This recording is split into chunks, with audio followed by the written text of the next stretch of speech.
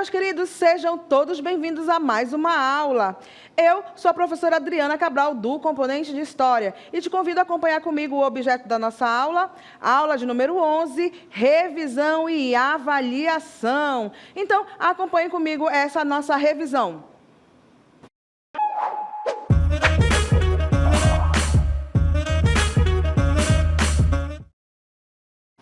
Vamos então à nossa revisão e vamos começar então aí trabalhando essa noção então de tempo histórico e tempo cronológico. Acompanhe comigo, olha só a diferença entre tempo histórico e tempo cronológico. A percepção do tempo, ela foi diferente em diversos momentos da história da humanidade. Vejamos então alguns exemplos. Para os astecas, povos que viviam onde hoje é o México, antes dos espanhóis chegarem à América, tinha mais de um calendário. Baseavam-se, então, no tempo da natureza. Os agricultores tinham, assim, festas ao longo do ano com base na natureza. O ano tinha 365 dias, divididos em 18 meses, com 20 dias cada e 5 dias extras. Então, nós temos aí esse tempo muito ligado, não é mesmo, às percepções, então, da natureza, ok? Então, observava o quê? Principalmente aí o nascer e o pôr do sol. E dentro, então, né, desse período, trabalhos, não é mesmo? Viam, então, para os seus trabalhos, voltavam então para casa e eles observavam bastante, né, essa parte então da natureza.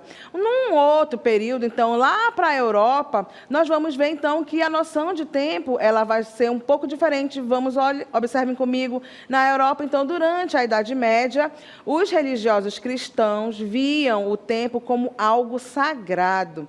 Este foi um dos motivos pelos quais eles reprimiram quem emprestava dinheiro a juros. Diziam que cobrar juros é vender o tempo, o que não poderia ser feito, pois o tempo pertence a Deus.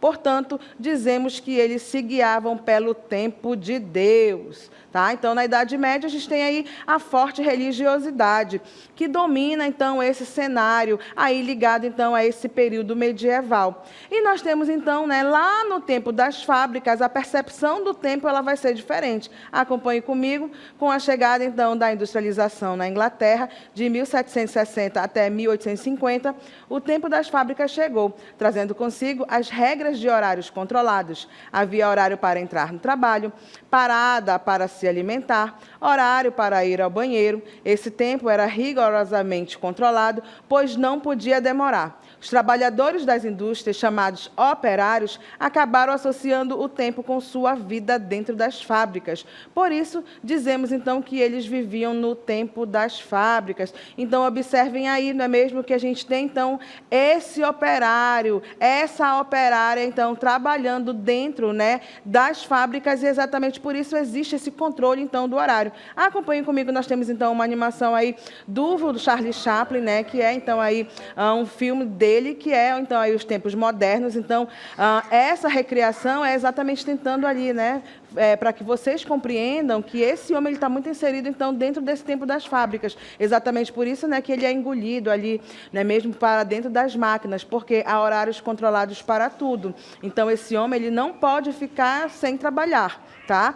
Então, observem aí, né, que nessas imagens é o trabalho que reforça, não é mesmo? É sempre reforçado. Então, você tem horário para tudo. A comida tem que ser muito rápida e a ida também, por exemplo, ao banheiro muito rapidamente, porque o importante nesse período aqui é o quê?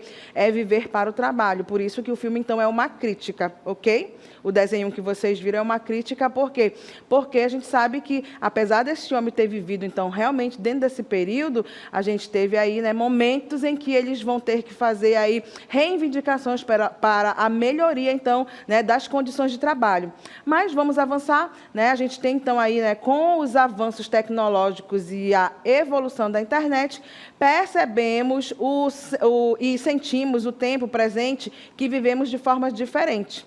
Do satélite à fibra ótica, os avanços são rápidos. Por exemplo, Jogos de internet. Adolescentes podem brincar online com outros adolescentes que moram em outros estados ou até mesmo em outros países. Então, a gente tem, né, campeonatos, por exemplo, agora online, né, aonde muitos participam, muitas crianças, adolescentes e até adultos. Novas profissões surgiram por causa desse avanço na tecnologia. Já ouviram falar, então, em youtuber, né, nos gamers ou nos influenciadores digitais? Então, a gente vive muito ligado. Olha como a percepção do tempo ela muda, então, conforme vai passando, né, mesmo aí, né, as eras históricas. Então, a gente está muito dentro deste tempo agora, aonde a fibra ótica ela trouxe avanços muito importantes, então, para essa parte então da comunicação, ok? Então, olha só, a gente pode, por exemplo, assistir um conflito armado em tempo recorde, né, na internet.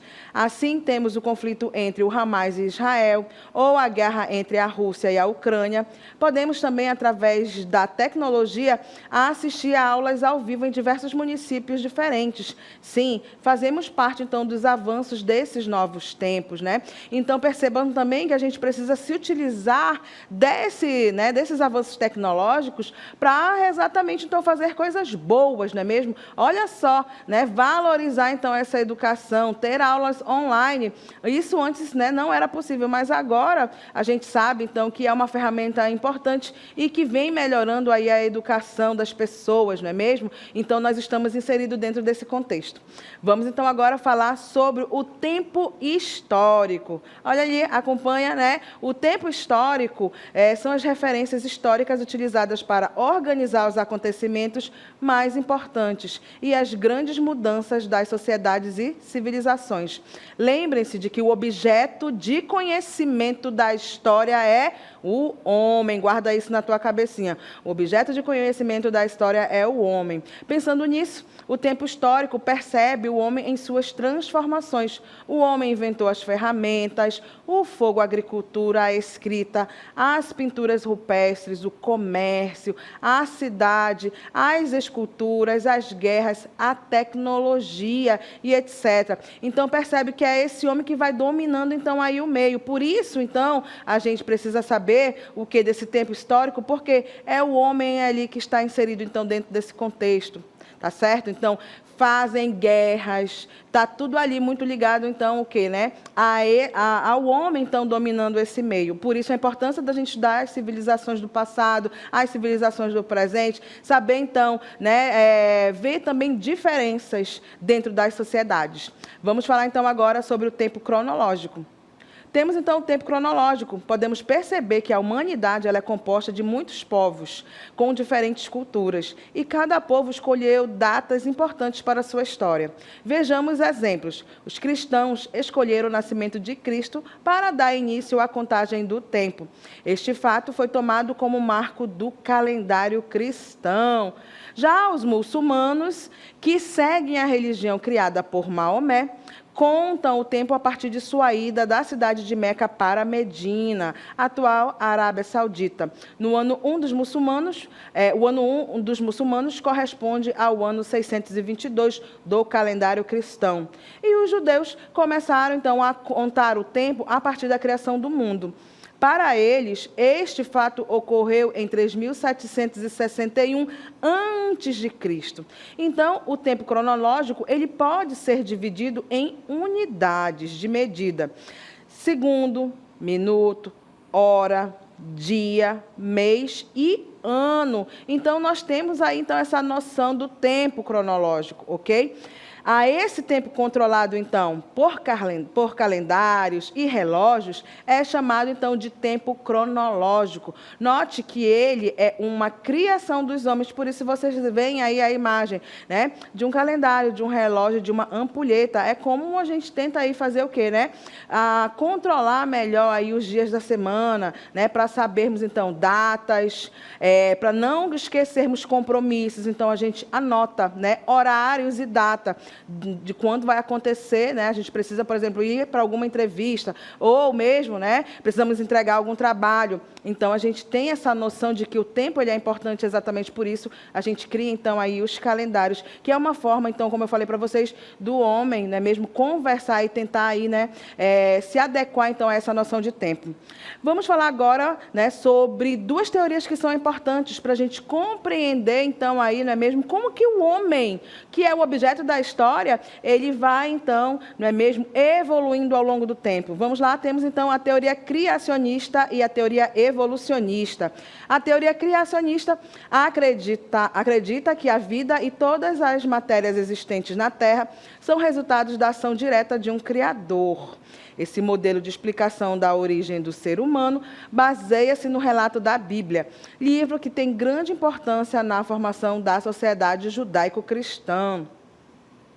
A criação do mundo por Deus, ela é relatada no primeiro livro da Bíblia, o Gênesis, palavra que significa, então, origem, tá? Então, durante uma boa parte de nossa história, a teoria criacionista, ela foi o quê? Soberana. Tá? Não houve, por exemplo, né, uma refutação. Ninguém ia dizer que, né, refutar por quê? Mesmo porque a gente tem, então, o quê? A Idade Média foi o domínio ali, inclusive, da Igreja Católica, que fez a difusão, inclusive, dessa teoria. E, como eu lhes disse, é, então, a teoria que a gente aprende no seio familiar, principalmente para as famílias que professam uma fé. Então, vai passando esse ensinamento de pais para filhos. Ok? Então, é uma teoria também, né, para explicar como nós nos originamos, ok? Então, durante uma boa parte de nossa história, essa teoria criacionista ela foi soberana. Não houve, então, preocupação em procurar comprovações científicas para questionar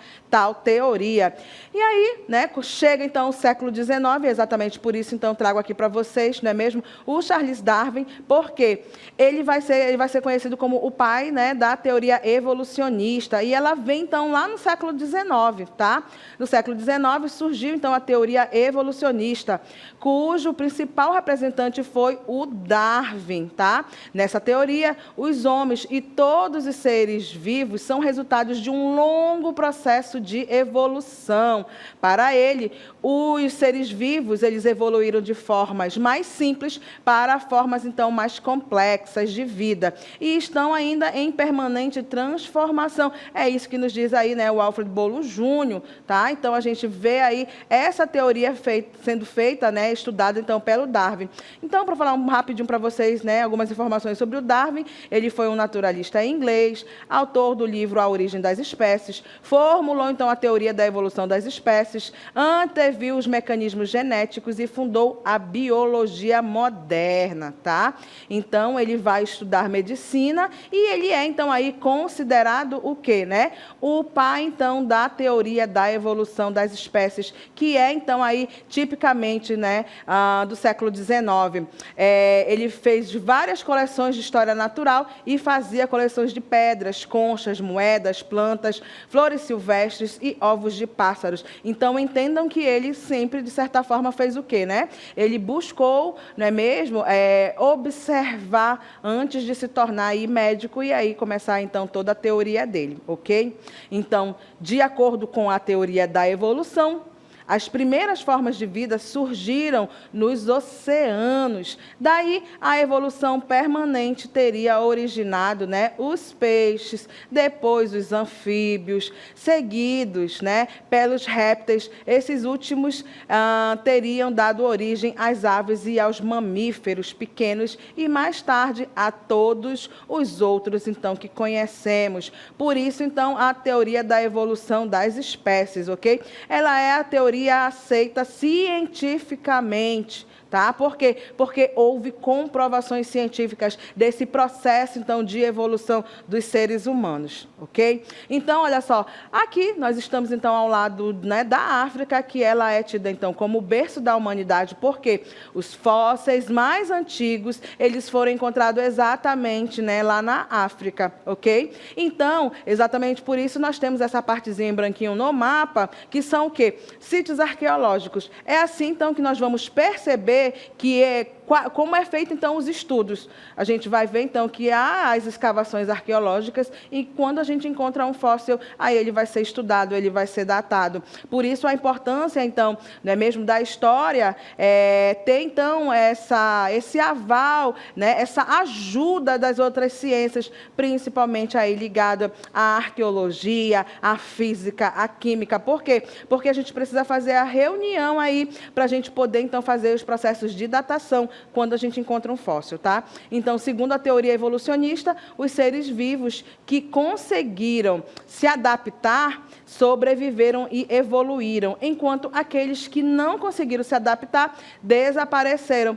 Esse processo de evolução e adaptação recebeu o nome, então, o quê? De seleção natural. Então, por isso que é importante, não é mesmo, a gente, então, pesquisar e buscar, né, lá na África, então, tentar desvendar como que foi, então, né, o caminhar dos seres humanos, então, ao longo do tempo, tá? E um outro assunto muito interessante, nós vamos ver, então, que se tem esses sítios arqueológicos, não só lá na África, mas em várias outras partes, nós, então, temos que ter essa noção dos fósseis. Então, o que são os fósseis, ok? A gente vai ver, então, que a gente encontra vestígios de plantas, de animais, de seres, né, dos hominídeos, então, que viveram na Terra durante, né, ao longo do tempo. Então, exatamente por isso a importância, da gente saber, então, aí os fósseis, né? O que são os fósseis? Então, os fósseis, eles são vestígios ou restos petrificados de seres vivos, tanto animais quanto vegetais, que se conservaram sem perder as suas características básicas. Para o estudo dos fósseis humanos, os paleontólogos relacionam as mudanças físicas, a capacidade mental e a habilidade em produzir instrumentos, caracterizando com o modo de vida, né, daqueles seres. Então, há cerca de 85 milhões de anos, originaram-se os primatas, um grupo de mamíferos que inicialmente viviam em árvores. Entre os primatas, nós temos aí, né, os parentes evolutivos mais próximos da espécie humana, que são os chimpanzés, os gorilas e os orangotangos. Aos poucos, por meio, então, de um processo evolutivo, alguns deles passaram a ter hábitos terrestres. Por isso, a importância da gente fazer, então, as pesquisas. Por que a gente, então, conseguiu, né, que o gênero Homo ele sobrevivesse e evoluísse e os outros foram extintos? Mas aí, as pesquisas arqueológicas, elas apontam aqui, não é mesmo, para o fóssil Lúcio, que é um dos fósseis mais antigos encontrados, então, lá na África, ok? Então, o fóssil Lúcio, ela é uma espécie mais antiga encontrada pelos estudiosos, ela é um Australopithecus, tá? Cujo fóssil, então, aí mais conhecido é a nossa Lucy, tá? Um Australopithecus afarensis, descoberto em 1974. Então, Australopithecus significa macaco do sul, espécie mais antiga, né, de ancestrais conhecidos da humanidade. Viveram na África, provavelmente entre 4,2 e 1,4 milhão de anos, tá? Entre as várias espécies, então, de Australopithecus, nós temos, então, aí quem, né? O Australopithecus amanensis, o Australopithecus afarensis, o Australopithecus, então, africanos e o Australopithecus boisei. De uma dessas espécies deve ter se originado, então, aí o gênero Homo, tá? Então, por isso, muitos sítios arqueológicos estão presentes na África. Pesquisadores e arqueólogos, em sua grande maioria, buscam encontrar, então, vestígios do tronco comum, né? Espécie de hominídeo que deu origem, então, ao gênero Homo. Por quê? Inclusive, Lucy, né? Ela foi extinta. Por quê? Porque ela é um australopiteco. Um australopiteco é como se ela fosse ali, né, um parente evolutivo, mas que não, né, simplesmente desapareceu. Mas o gênero Homo não, ele teve continuidade.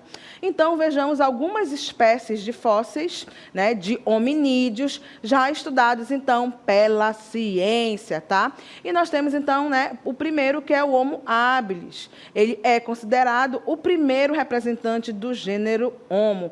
Ele sabia sabia fazer os utensílios de pedra com os quais caçavam animais. Então, olha só, né? Observem comigo, olha só, o Australopiteco e o Homo habilis. Lembrando que o Australopithecus, ele é o nosso parente evolutivo, ficou, né? Foi extinto. Mas, a partir do Homo habilis, a gente vai ver, então, que essa espécie dos seres humanos, ela foi evoluindo, ok? Então, tá lá, olha, observa aqui, a gente tem, então, né, uma faca na mão do Homo habilis. Por quê? É só guardar na tua cabecinha aí, o homem habilidoso. Ele sabe, então, fabricar pequenos instrumentos para caçar e, principalmente, para afugentar, então, animais, ok? E aí ele é bípede e, aos poucos, então, a gente vai evoluindo, ok?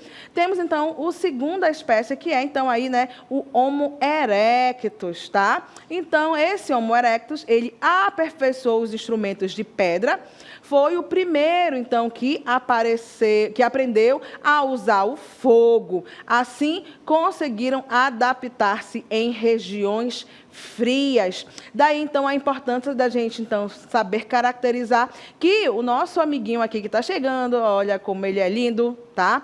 O Homo erectus, é só você guardar. Ele já tem o domínio do fogo. Inclusive, é a parte dele que a gente vai ver o quê? O homem, esse gênero Homo, saindo, então, da África e indo a habitar regiões que antes ele não podia ir. Por quê? Porque ele não tinha o domínio do fogo. Então, agora eu posso ir para onde? Para regiões mais frias. E, principalmente, andar muito mais nas savanas. Por quê? Porque agora eu posso afugentar os animais. Bem melhor, né? Fogo. Tá? Instrumentos, então, inclusive os utensílios, né, as pedras, os machados, eles já são bem melhores. Por quê?